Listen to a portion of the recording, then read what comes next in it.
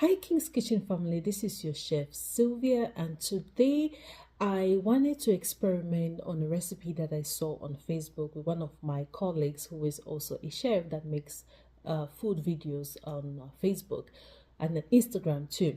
So I saw that he used okra as a substitute for egg in making chocolate cupcake. And it was quite interesting because today we have a lot of people with dietary preference that are looking for substitutes for something that they can, an ingredient that they can use as a substitute for egg when making pastry or when making some recipes that calls for egg.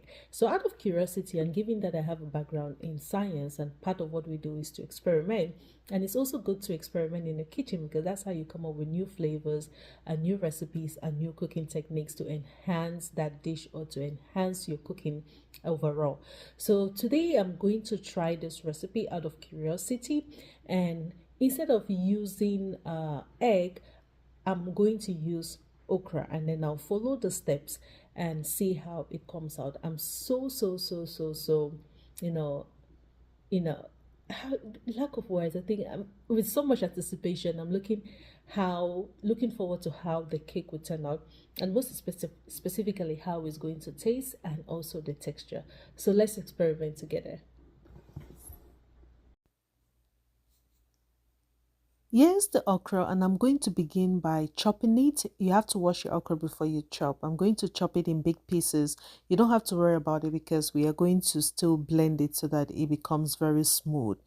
So after chopping the okra, the next thing that I'll do is I will add 2 cups of water into a pot and then add some milk. So in the original recipe, the okra was cooked in milk. So I'm going to create that same procedure, but this time around I'll be adding powdered milk into the two cups of water, and then I'll place it on the stove.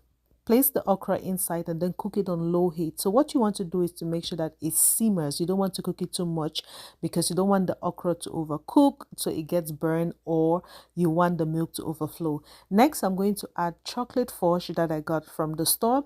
In the original recipe, he used chocolate bars. So to me, chocolate is chocolate.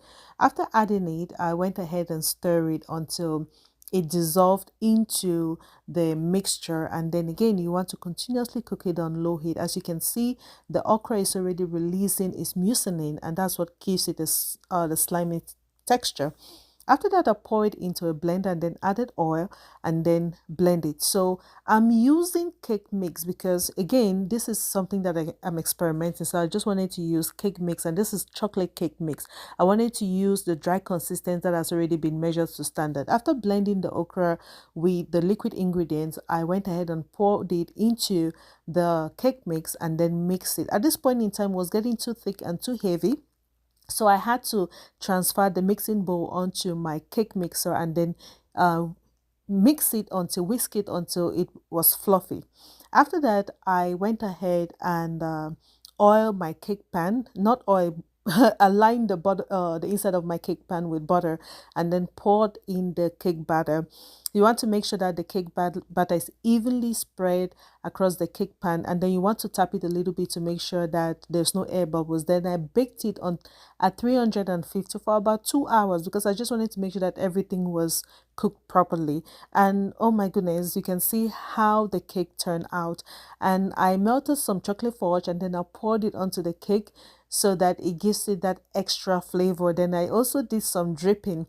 This is my first time dripping a cake, so you can tell that I really did a good job. Then I added some sprinkle of my powder milk. It's already looking nice. I went ahead and cut the cake. So at this point in time, the cake had not really cooled to temperature, but it was still warm. I just couldn't wait to have a taste of the cake to feel the texture and the flavor. But what I noticed was that it hold as though it had eggs in it, and it was very delicious. So this is the slice of the cake that I cut out. What you can see is that it's very fluffy. To me, what was most important from the time I took the cake out of the oven and then I removed it from the cake pan was that the cake held itself as though I used eggs. But again, I did not use eggs. I used okra inside. Then you can also see that from the main cake itself, you see how fluffy it is. So one of the things I noticed was that the cake was still warm and I just couldn't wait for it to cool so that I can cut it. So you can see how fluffy it is, and it was very, very moist. So I'm going to show you guys a different video where I ate the cake and I'll give you my detailed review. Cake is so fluffy, very fluffy. Mm. Mm, mm, mm.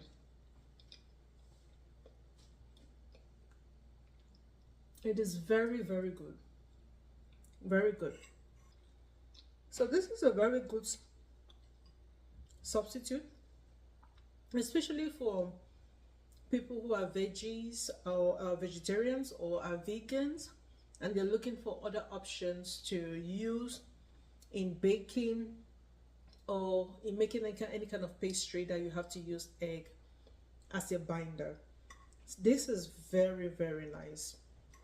Very, very nice. You know, sometimes never look at a food and say, what is that? Or never look at a cooking technique and said, what is that, without trying it and getting that first hand experience. This is really, really nice.